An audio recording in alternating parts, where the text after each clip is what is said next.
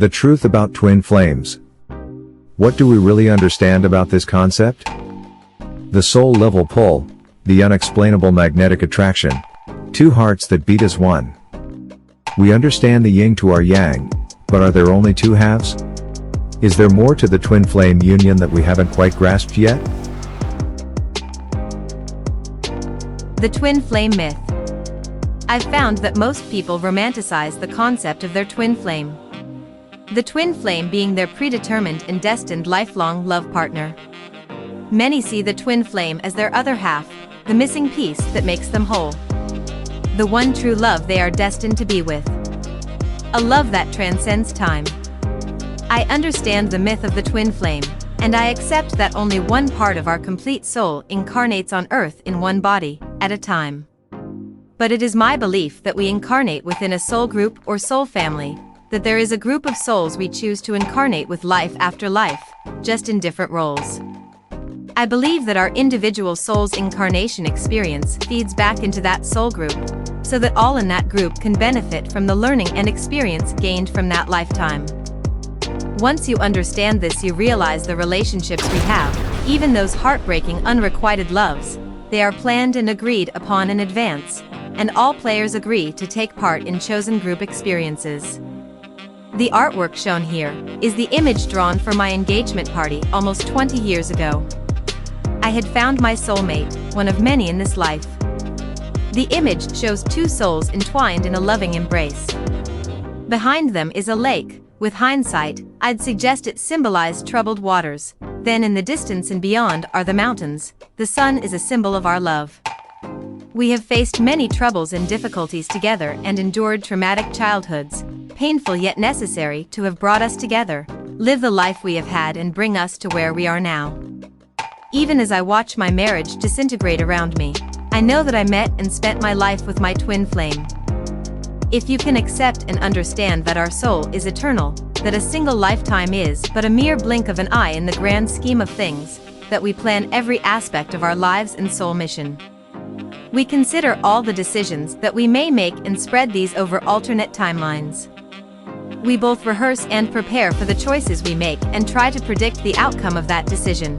We put in place occurrences that bring us back to our mission if we stray of the beaten path. I believe that every aspect of our life is planned before we incarnate. When you understand this, you will begin to realize there is no such thing as coincidence or chance, a chance meeting, or a split moment in time. Our individual choices dictate timelines, that our souls are eternal and multidimensional. Ultimately, we plan to reach the same destination. The only difference is the path we take, the obstacles we encounter on our journey to reach the end goal. I believe that every aspect of our life is planned before we incarnate. My twin flame and I faced a difficult and dangerous mission. Anyone that has faced a dangerous mission will understand that when you put your life in someone's hands, you rely on them to have your back until the time comes when you must part ways. You understand that you must have deep respect and the utmost trust in that soul. Not all twin flame relationships are perfect and a wonderful romance. That's an unrealistic ideal. What they do have is a foundation of love and friendship. It requires a very deep emotional bond that endures both hardship and time. That is the true difference between your twin flame and a soulmate. You need to be true to yourself and your soul mission and trust the soul you have chosen to be with. Trust that you agreed to your experience, no matter how painful, before you incarnated. We should not live with regret, just accept that all is as it's meant to be. Learn from the experience, heal and move on. When you fail to do this, then you are destined to repeat this cycle again. The yin-yang energy is also one of duality. We use adversity for soul growth and development. There have been many other names to describe relationships, such as karmic. It is my view that this is the only way humanity could accept growth by adversity. How could something so evil come from a place of love? Perhaps you could consider the concept of tough love, although it's painful. Sometimes lessons need to be learned. From those lessons we can heal and grow. We can become more enlightened, further along our journey of spiritual development.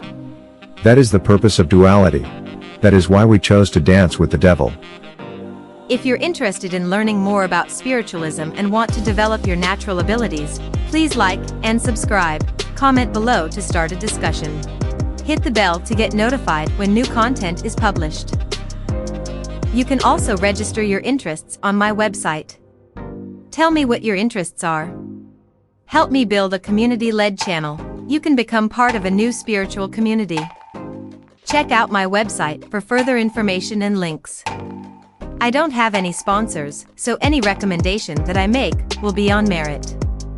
Because I choose to work this way, I ask that, if you find value in my work, or any recommendation that I make, you consider making a small donation. Links are on this page, and the website. You could also book a mentoring session or a reading, or consider buying something from my online store. This will help me to keep on working on my spiritual mission. Thank you for your subscription and your support for this channel. Together we can achieve unity, and a better world, full of peace, fulfillment, and prosperity for all. And so it shall be done. By our combined will and intent, it is done. Blessings. May peace be with you.